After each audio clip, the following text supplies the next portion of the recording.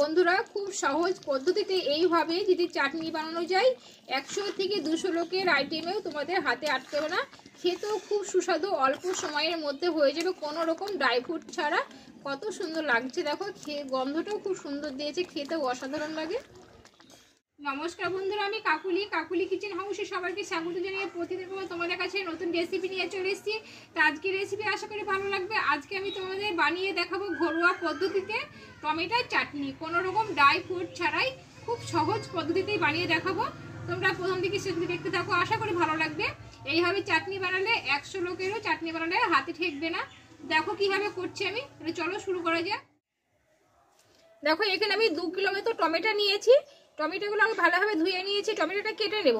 আর tomato চাটনি বানাতে কি কি নিয়েছি দেখো এখানে। দেখো টমেটোর চাটনি বানাতে আমি এখানে নিয়েছি 700 গ্রাম মতো চিনি আছে 2 কেজি টমেটোর জন্য। আর এখানে কিছুটা কালো সরষে নিয়েছি। আর এখানে আছে 5 ফোড়ন, এখানে আদা কুচি করে নিয়েছি, হলুদ গুঁড়ো আর একটা শুকনো লঙ্কা নিয়েছি। আর তার সঙ্গে তো লবণটা থাকবেই। দেখো টমেটোগুলো আমি কেটে নেব।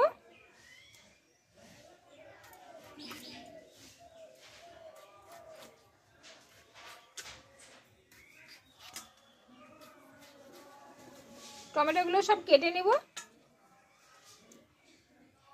একই সাইজে টমেটোগুলো কেটে নেব।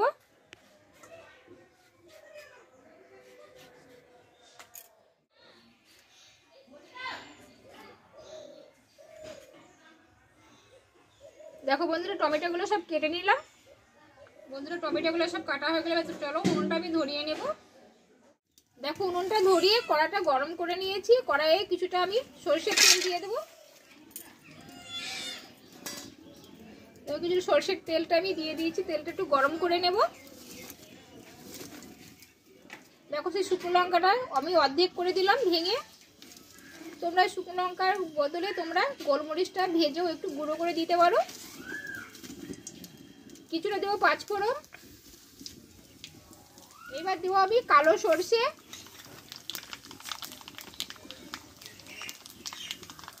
দেখো এবার টমেটোগুলো আমি ঢেলে দেবো।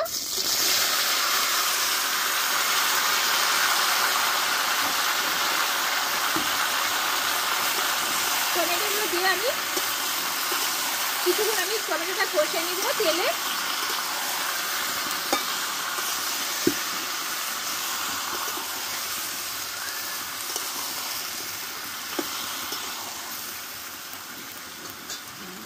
দেখো এখানে আমি কিছুটা আদা কুচি নিয়েছি, দিয়ে দেবো।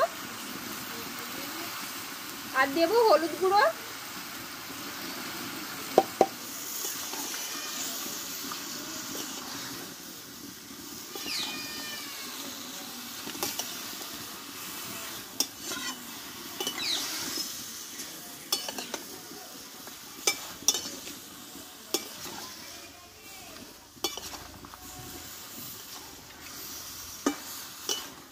এইভাবে আমি 4 থেকে 5 মিনিট মতো, খুব অল্প আছে, আমি টমেটোটা একটু কষে নেব। এখন লবণটা দিব না, যেহেতু এমনিতে জলটা বেরিয়েছে, লবণটা দিলে টমেটোটা কষা হবে না।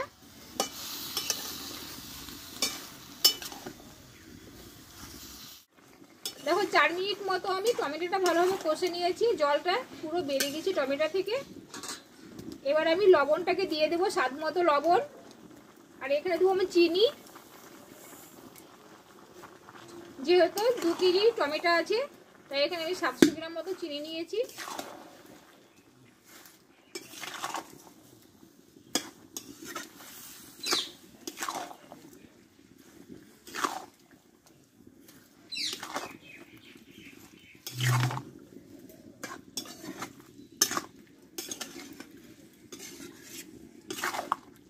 এইবার উনানের জালটা একটু হিটে রাখতে হবে, যেহেতু অনেকটাই জল বেরিয়েছে।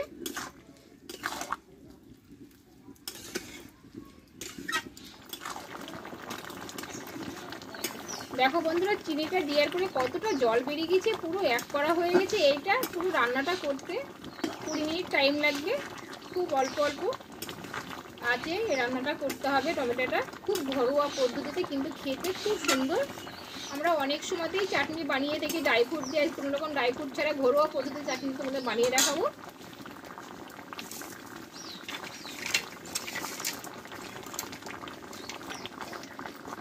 বন্ধুরা আমার চাটনিটা হয়ে গেল খুব ঘরোয়া পদ্ধতিতে সহজভাবে। দেখো বন্ধুরা একদম পুরো পারফেক্টভাবে হয়ে গেছে। এই চাটনিটা আমি একটু পাতলা করে নামাবো, খুব ঘন করব না।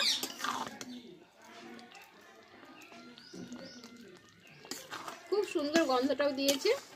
দেখো আদাগুলো আমি গোটা গোটা একটু রেখেছি, এটা খেতে খুব সুন্দর লাগে। তোমরা এইভাবে একবার বাড়িতে বানিয়ে দেখতে পারো।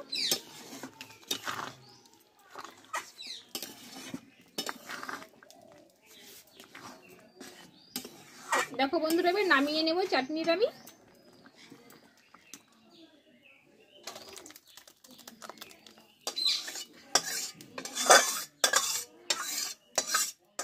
বন্ধুরা খুব সহজ পদ্ধতিতে তাহলে আমার চাটনির রেসিপিটাও হয়ে গেল। তো তোমরা এইভাবে বাড়িতে ট্রাই করতে পারো, আশা করি ভালো লাগবে। আর আমার চাটনির রেসিপিটা কেমন লেগেছে অবশ্যই কমেন্ট করে জানাবা। আর যদি ভালো লেগেছে একটা লাইক করে দিও, আর বন্ধুদের কাছে মেলা করে শেয়ার করে দিও, সবাই আমার ভিডিওটি দেখতে পাই। আবার পরের রেসিপি তোমাদের কাছে আসবো। তোমরা ভালো থেকো, সুস্থ থেকো, টাটা।